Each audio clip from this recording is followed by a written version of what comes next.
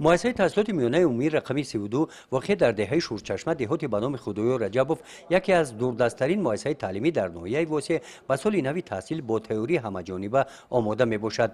این مؤسسه تعلیمی در دایره کارهای آبادانی و سازندگی به استقبال 30 سالگی استقلال دولتی تاجیکستان در پیروی به سیاست سازنده سرور دولت با دستگیری اویله قربانوف سال 2019 ساختمان شروع گردیده همان سال روز 27 آگوست با اشتراک سروزیر مملکت مورد استفاده قرار داده شده است.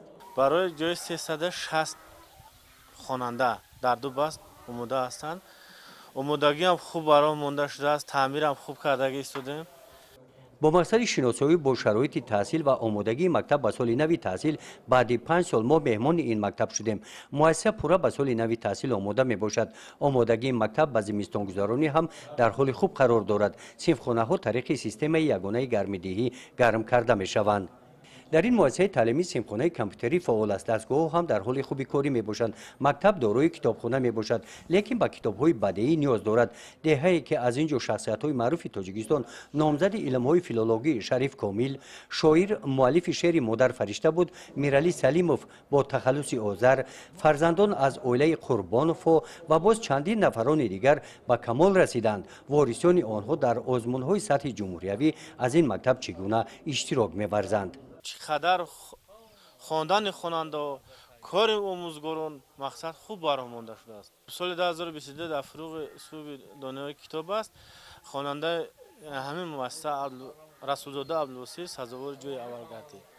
در این دهه درختان سوزنبرگ 600 دانه 5 سال پیش شنانیده شدند و برادران از اویله قربانوف در سن حوله مکتب با شنانیدن درختان سوزنبرگ به اهل دهه نشان دادند که خاک دهه آنها برای سبزانیدن این نمود درختان مساعد می باشد.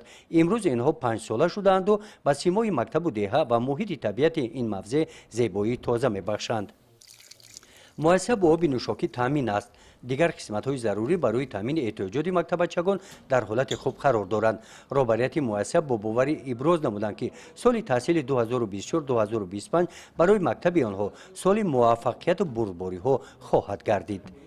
گزارش خواجه نظریف خدای نظر ظهورов از ناحیه واسه برای برنامه اطلاعاتی نوید.